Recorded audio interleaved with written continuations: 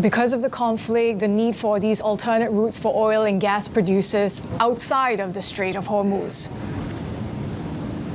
That's absolutely true. If you look at how much oil went through the Strait of Hormuz last year, it was roughly 16.5 million barrels per day of crude oil and condensates. There is some domestic pipeline capacity both in Saudi Arabia and UAE to move crude to different shores and then export them to markets in Asia as well as in Europe and avoid the strait. But the incremental capacity on those pipelines right now is roughly around 2 to 3 million barrels per day. So if for whatever reason the conflict would have escalated sharply from here on, we would have seen a lot of price action in the market. It would have also really endangered the promise of low energy prices for President Trump, right? He's called for quickly raising U.S. production. How feasible is that? That's an interesting question. We think that U.S. oil producers in today's environment listen more to their shareholders than any administration in the White House. And if you look at the commitment to investors that they have made on the last few earnings seasons, they were targeting very modest production growth on average of around 2 to 3%. And the only way they would have changed that strategy and significantly upped production would be to actually see significantly high oil prices for a significant period of time, say 6 to 9 months. And if that's not happening, I don't think they're coming back to a situation of much higher production growth. Ashish, what about when it comes to Asian buyers such as China and India? They've sort of gone ahead and made these contingency plans. We've seen China stockpiling. But what happens if, the ceasefire does not hold? We see further disruptions in the oil markets. So I think China and India and other Asian buyers are at least slightly better prepared to handle global conflicts than they were when the Russia-Ukraine war started.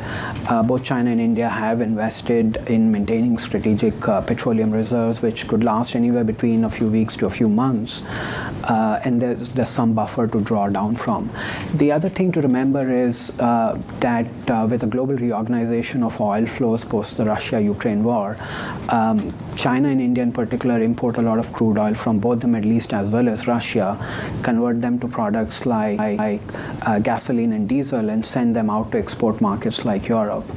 And if the need arose, they would probably keep some of that volume in the domestic market rather than exporting them. So there are various ways in which they have tried to adapt to global conflicts.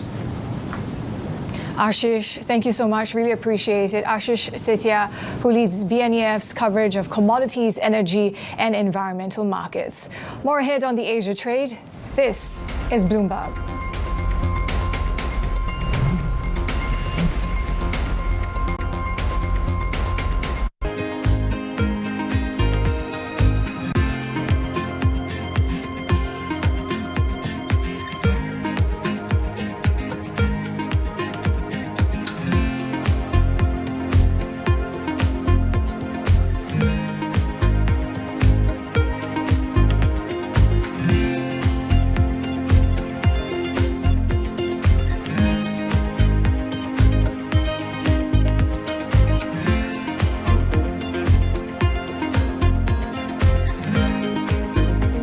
Today's CFOs are reshaping the C-suite. Bloomberg's Chief Future Officer shines a spotlight on these dynamic leaders. CFO Pascal Desroches has played a key role in restructuring AT&T, reducing debt and refocusing the business. Now his steady approach has the company primed for growth. I'm a believer you try to make progress on big problems every day, and ultimately you'll look back and say, hey, you've come a long way.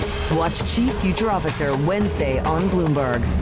We're at the epicenter of a global realignment on a scale not seen for decades. At the intersection between markets, economics, and geopolitics, a forum for sophisticated conversation. This is Bloomberg Surveillance. Bringing you the latest in tech and AI news whenever and wherever it happens. I'm Tom McKenzie in Paris, and this is Bloomberg.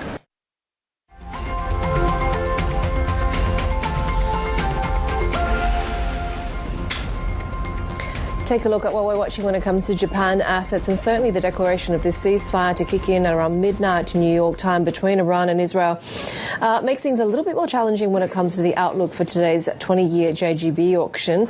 The sort of haven bid that we saw, perhaps diminished as it already was for Japanese bonds, may be fading even further. Now we're starting to go back potentially to that negative fundamental outlook for JGBs, given rising stagflation concerns. We're seeing futures looking a bit soft for that Tuesday session. We're also watching, of course, trading across some of the FX pairs as well, and the sort of fade that we see in dollar yen there is at play as well, given that broader kind of reversal of the tentative rebound over the past few sessions that we've seen for the US dollar. At the moment, though, we are seeing a pretty upbeat look at the start of the equities trading session in the next hour, in fact, in about 10 minutes' time.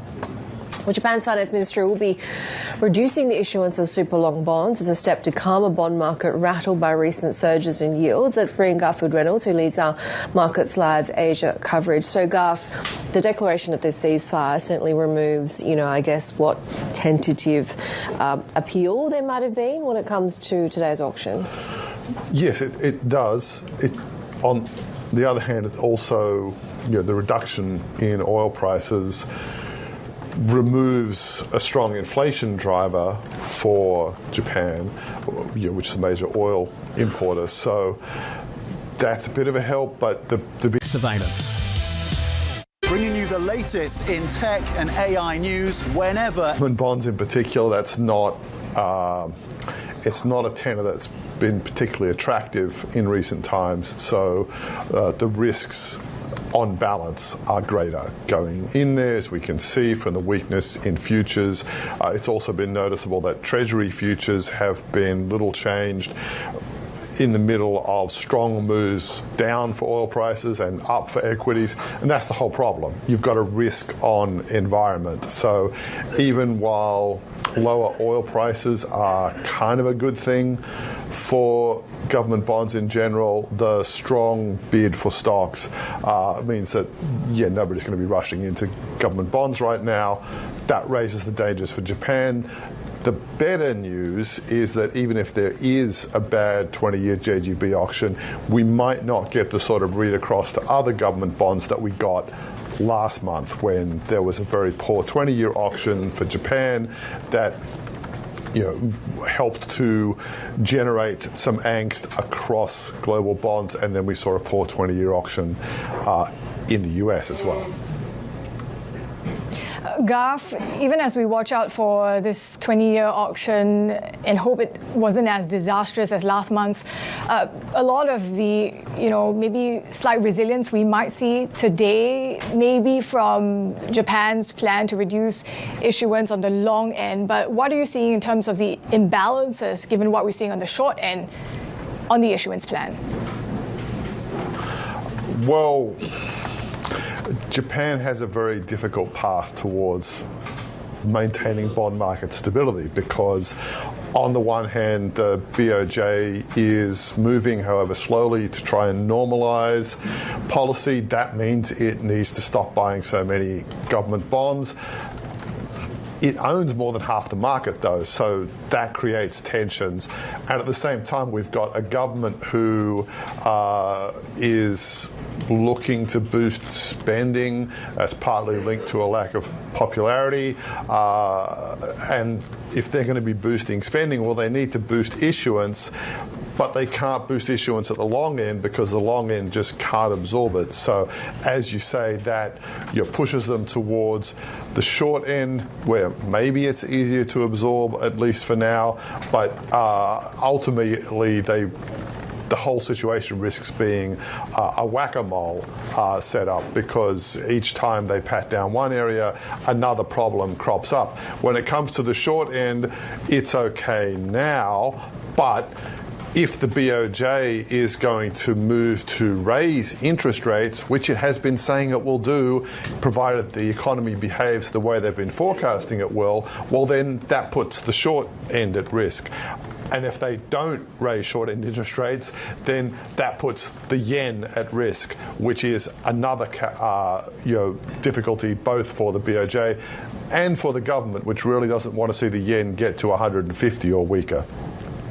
Garth Reynolds, who leads our Markets Live Asia coverage here as we look ahead to these market reactions as we continue to count down to that tentative ceasefire to kick in at midnight New York time. More ahead. This is Bloomberg.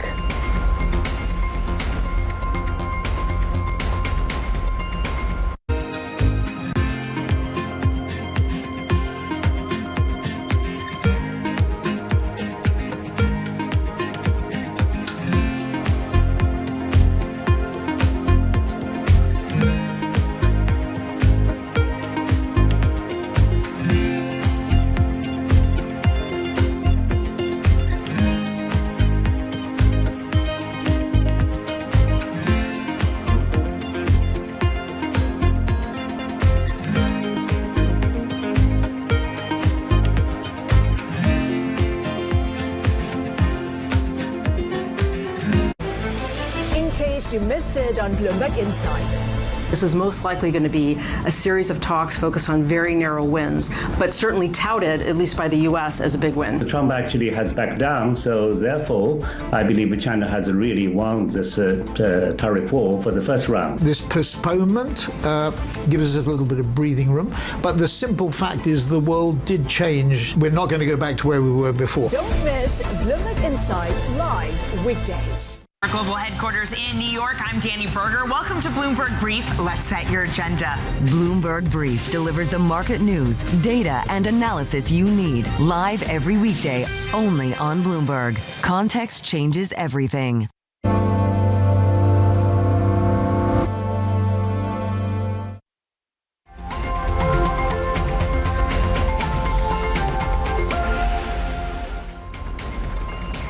You're watching the Asia Trade, and of course, we've been bringing you the latest on Trump's announcement of a ceasefire between Israel and Iran, which kicks in a few hours from now, according to the U.S. president. In the meantime, we are hearing from Iranian media about powerful explosions in parts of western central Tehran and Karaj as well. And of course, overnight, we saw oil prices slumping, extending into the session today as well. In the meantime, keeping a close watch on some of these Asian energy stocks that have been gaining ground in the past week and a half. They are the ones that are sitting a bit in the green at the moment. This is Bloomberg.